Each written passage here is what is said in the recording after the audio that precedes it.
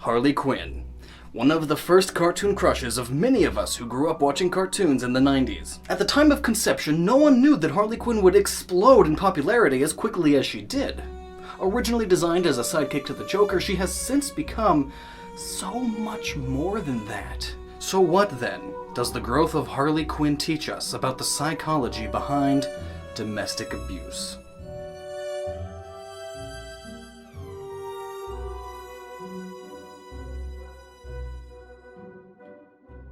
Back in the 90s, cartoons based on comic books were hitting their heyday with series based on the X-Men, Spider-Man, and Teenage Mutant Ninja Turtles. DC had decided to get in the game with Batman, the animated series, being headed by the now highly acclaimed dynamic duo of Bruce Timm and Paul Dini. The two series co-creators would eventually create a sidekick for the Joker in the form of a jester suit-clad former psychiatrist named Harley Quinn.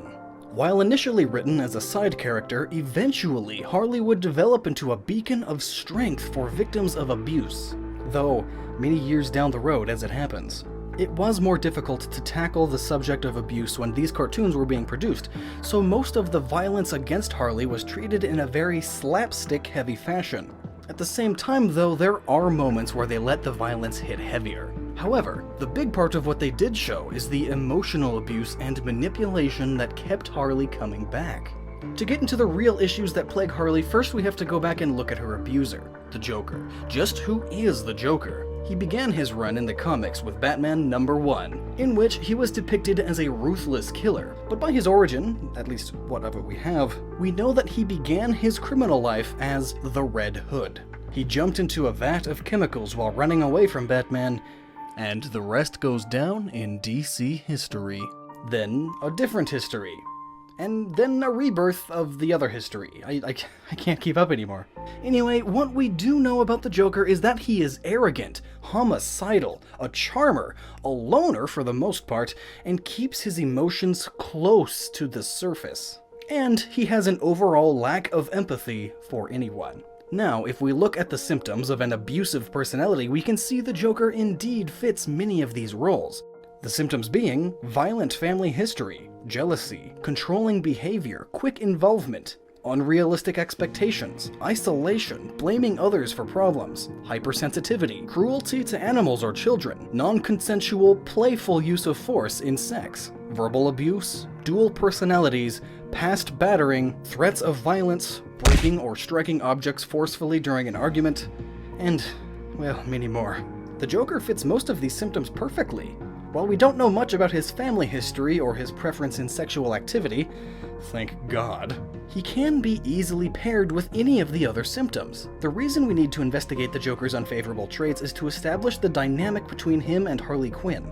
So what are the symptoms of abuse? Isolation, lack of trust, denial, anxiety or fear, hypervigilance, shame or guilt, aggression as a defense, becoming overly passive or compliant, frequent crying, avoidance of eye contact, feeling powerless and defeated as nothing you do ever seems to be right, learned helplessness, feeling like you're walking on eggshells, feeling manipulated, used, and controlled, feeling undesirable. And those are just some of the short-term effects of abuse. If we look into the history of Harley, we can see the same effects on her from the Joker. And while it would be easy to examine the individual symptoms and effects of abuse, I wanted to take a minute and look at the overall dynamic presented primarily in the pre-New 52 and animated universe. Honestly, it could be argued that New 52 presents the situation in an even worse light, which is why we'll table that for later in the video. Now, in Mad Love, the most common origin story,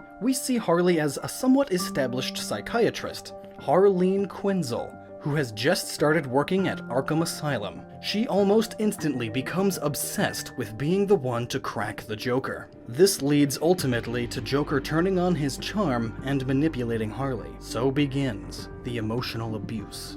Joker tells a story about his physically abusive father in order to gain sympathy from her, and it draws her in. She feels like she knows more than anyone else about the Joker now. She alone now knows what makes Gotham's resident psychopath tick. She tries digging deeper every day, and eventually these conversations develop into simple, friendly conversation. She starts talking about her issues while the Joker listens, and thus the Joker learns more and more about her, until one day, he escapes. Though as always, he's brought back in after a fight with Batman. We are all meant to see just another Joker vs. Batman fight, but that's not what Harley sees. Due to the time she spent with the charming and manipulative Joker, she sees him as a battered child, much like the story he told her. It prompts her to take action and release the Joker herself, after donning her alias as Harley Quinn. Which, by the way, is definitely the greatest way to hide your secret identity. I wonder who Harley Quinn is. This begins a long history of both physical and mental abuse by the Joker, and is expressed in the animated series by wacky slapstick, off-screen hits, pet names, and seduction. In almost every instance, Harley gets pulled back in after every fight, and this leads us into the well-known cycle of abuse. To the disdain of Harley, Joker treats her like an item instead of as a person. And when she actively tries to receive attention as a human being, the Joker starts boiling. His tension finally reaches the surface. Acute violence represented in the series as him throwing her out the door, or an off-screen hit, or in the worst case, knocking her out of a window. This is when the Joker calls her back and seduces her. He brings her back into this vicious cycle under the veil of pseudo-love. The average person would call this ownership. So why then would someone stay in such a situation? Is it because Harley truly loves him?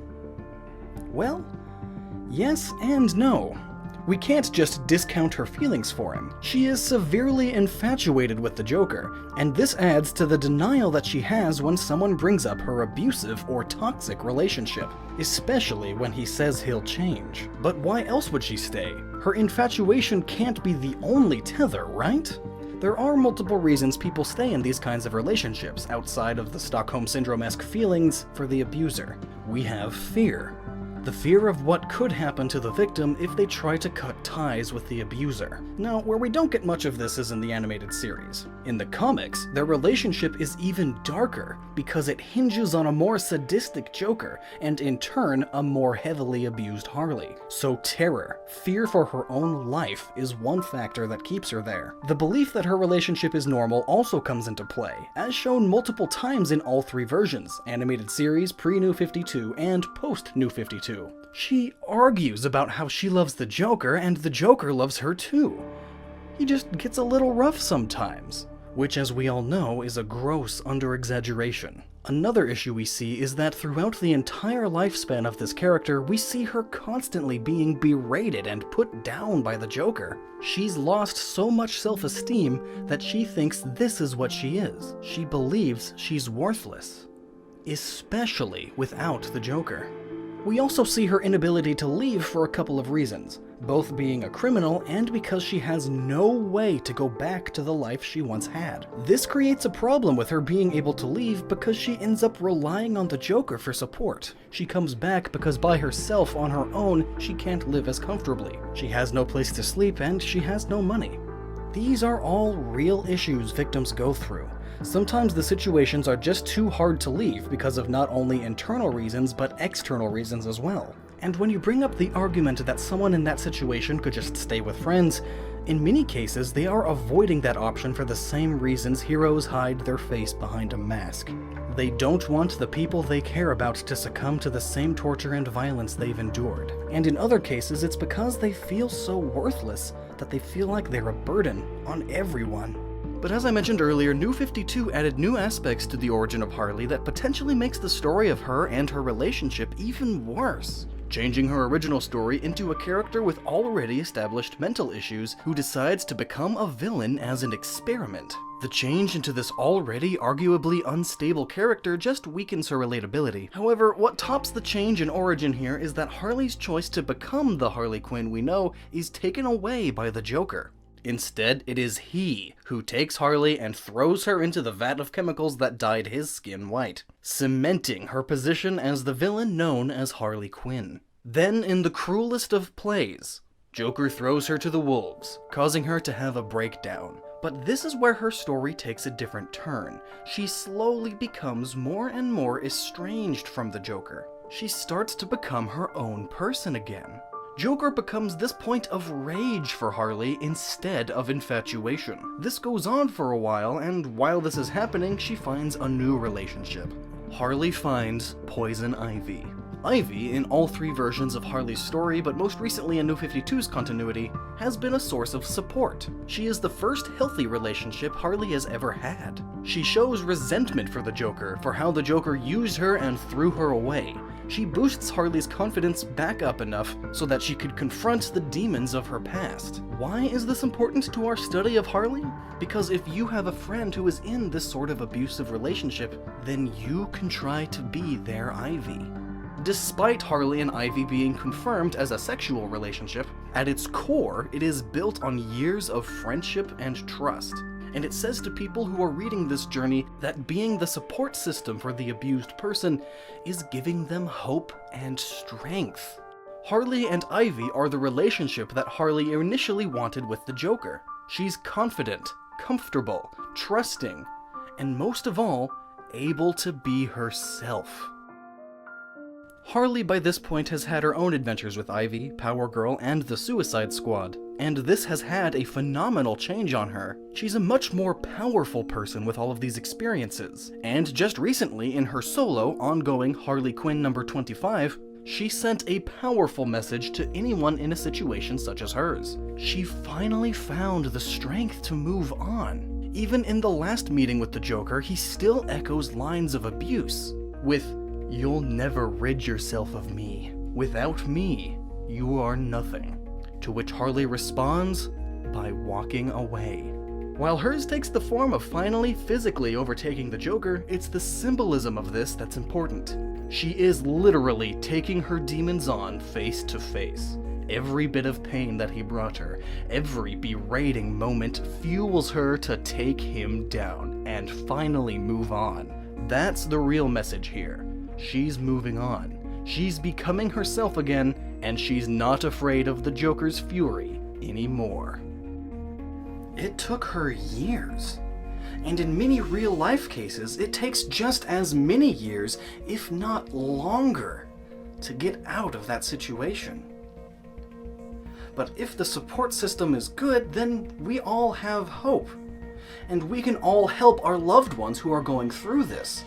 And they will get through this. If you know anyone who is going through this and are looking for advice on how to help them, then please use the resources found on the website for the National Resource Center on Domestic Violence. And if you yourself are going through this, use the National Domestic Violence Hotline's website. The links are in the description to this video down below. And you have all of our support.